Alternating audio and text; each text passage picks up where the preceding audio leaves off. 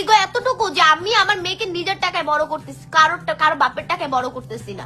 ভাই আমার কথা একটাই, ওদের বিয়ে হয়েছে, ওদের বেবি হয়েছে, ওদের সংসার হয়েছে, ওদের মারামারি হয়েছে, ওদের যা মন চায় হয়ে যাক, বাট আমার মেয়ের নাম কেন মুখে আসবে? ওদের না হয় কোনো লাইফ নেই ভাই, ওদের যা মন হয়ে গেছে, ওদের লাইফ শেষ।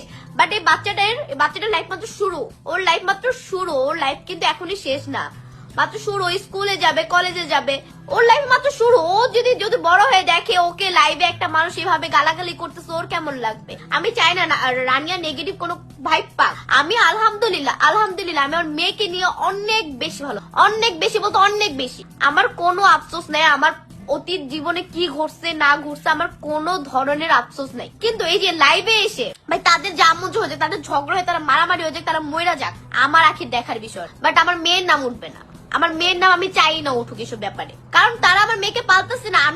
আমি অলরেডি আমার ভাই আর ভাবির পরিচয় আমার মেয়ে বড় হচ্ছে যে ওরা ওদের মা বাবা, ও আমার মেয়ে জানুক ওই লোকটার বাবা।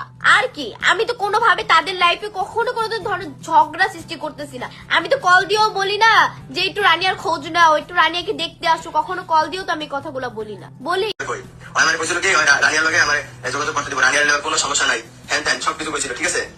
হ্যাঁ কিন্তু ওই বিয়েটা পরে রানিয়া ওকে মাইয়া দুধের শিশু, ওর খারাপ কথা কখনো ছাড় না, বড় হলে মাগে হ্যান ত্যান কয়, ঠিক আছে। কিছু কিছু কথা হচ্ছে যে এখন আর ছাড় দেওয়া যায় না, কিছু কিছু কথা হচ্ছে আমি ছাড় দিতে পারি না, বা অনেকদিন দিয়ে আসছি এখন আর দিতে ভালো লাগে না। কি হয়েছে না হয়েছে আমি আগে একদম দেখি নাই। যখন আমি বাসায় ঢুকবো আমার আম্মু আমাকে কিছু কথা বললো, তো ওই কথাগুলো শুনে আমার জাস্ট মেজাজটা এত বেশি গরম হয়ে গেছে যে আমি লাইভে না আসতে পারলাম না। পুরো টপিকটা আর কি জানি না, রাজার সাথে কি হয়েছে না হয়েছে, মানে ওই ব্যক্তির সাথে কি হয়েছে না হয়েছে আমি কোনো কিছুই জানি না। আমি জাস্ট যখন শুটে ছিলাম একটা ভিডিও আমি দেখছি, এখানে মার্টের দেওয়া এতটুকুই আমি দেখছি, বাট উনি লাইভে কি বলছে বা ওনার ওয়াইফ লাইভে কি বলছে আমি এই সম্পর্কে কোনো আইডিয়া বা ধারণা রাখি না। আমি সবকিছু যাই না আঁকি চুপ থাকি। হ্যাঁ আমি সবকিছু যাই না চুপ থাকি, যে তুমি যে বারে যে নাইচা বেড়াইতা আমার তো আমি আঁকি সব করে বেড়ানি। যতদিন আমাকে যদি খারাপ বানাও বা আমার মুখ যখন ছুটবে, আমি তো সবার মতন এসব কাহিনী করবো না, আমি তোমাদের সামনাসামনি ছড়াবো। এই যে নেক্সট টাইম আজকে যে লাইভে যেটা শুনছি শেষ, নেক্সট টাইম যদি এরকম কোনো কাহিনী রানিয়াকে নিয়ে হয় বা রানিয়ার নাম সোশ্যাল মিডিয়াতে আসে, ফেসবুকে রানিয়ার নাম নিয়ে কেউ কান্নাকাটি করে বা রানিয়াকে কেউ একটা বাজে কথা বলে, নেক্সট টাইম ডিরেক্ট তার সামনাসামনি যে চড়াবো, প্লাস হচ্ছে ভিডিও করবো, একটা ভিডিও করে পাবলিশ করবো।